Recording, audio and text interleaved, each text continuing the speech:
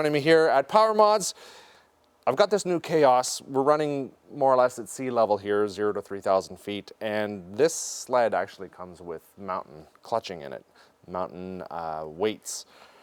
They need to change the weights because, you know, at higher elevations you're losing power because it's just like human lungs. We just don't get as much air up there.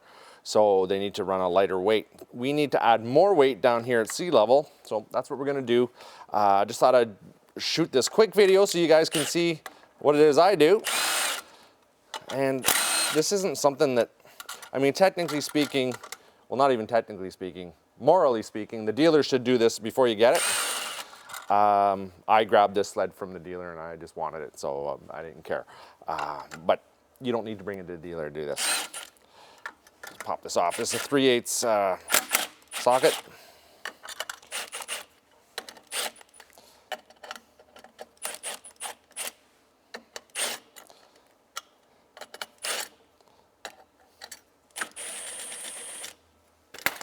That's it.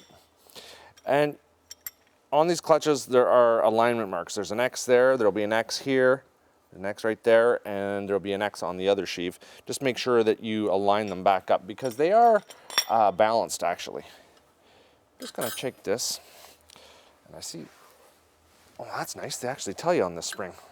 Usually they used to didn't do that. Sometimes they'd just put a color coding on them, but this actually has the part number and the spring rates. It's got a 123/20 on it. So that you don't change, but we do need to change out. Oh, I gotta take that belt off, right?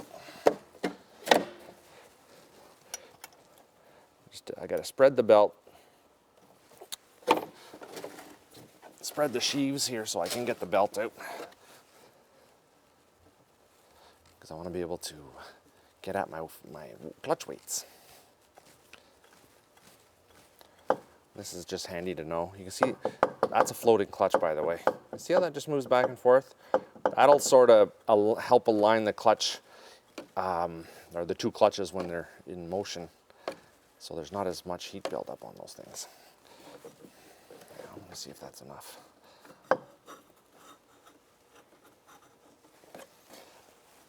Now, apparently they've used a harder compound with this new 850 motor. I don't really know if that's true or not, but you never know with the internet geniuses out there. A 3211216.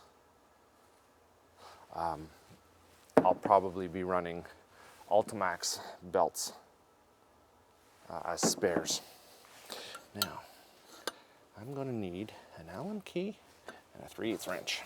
A 7/64 Allen key.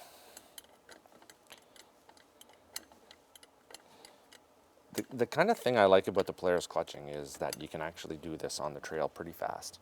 And I've done it a lot on the trail, playing around with it.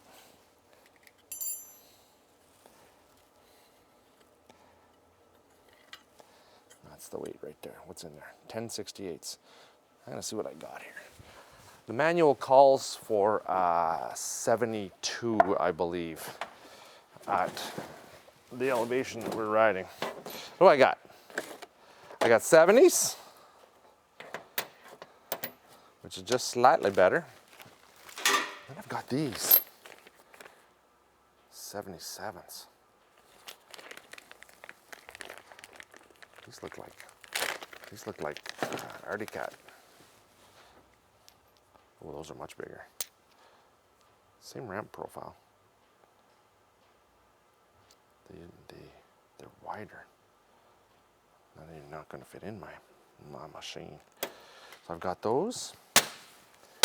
And I've got these Dalton weights. Let's go and measure these just to see how we're doing weight-wise. All right, we've got our 72-gram weights in there. Just to get this, you can just push that in by hand.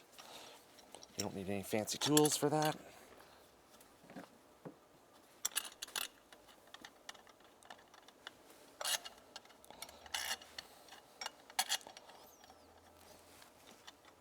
you kind of want it to go in fairly straight. You don't want it to cockeye too much.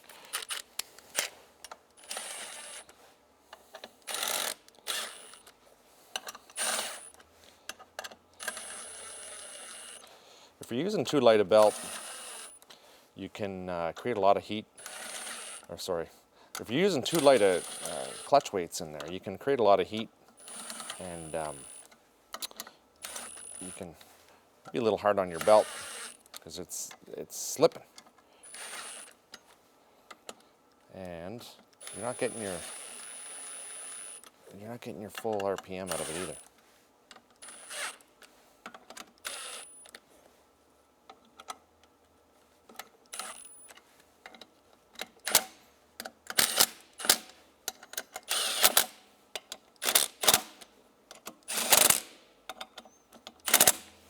That's it.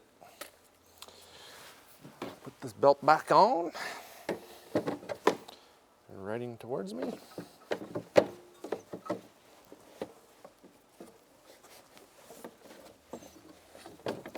One of those.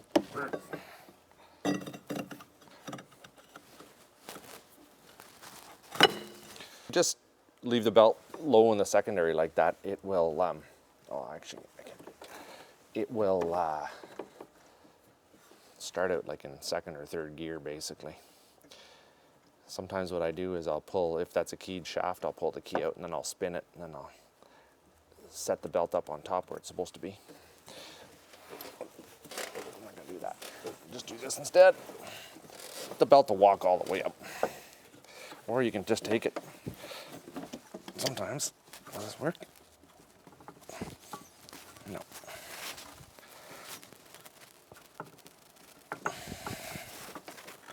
No. Anyway, you get the idea. There.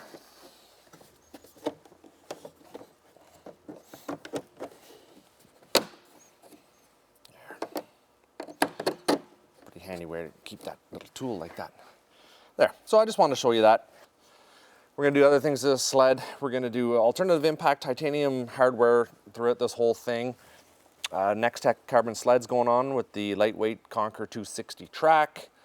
We're going to go through and we're going to seal all this motor, this engine compartment up too. There are a lot of gaps in this whole, I don't know, this whole panel system that they have here. And a lot of powder just blows right in and sort of gets your sled full of snow. And you don't really want that, especially the next morning if everything's all frozen up on you. Anyway, thanks for joining us here at Power Mods as usual. Can't wait to try this out. Tomorrow's my first rip with this sled. Gonna be groovy. Okay, bud.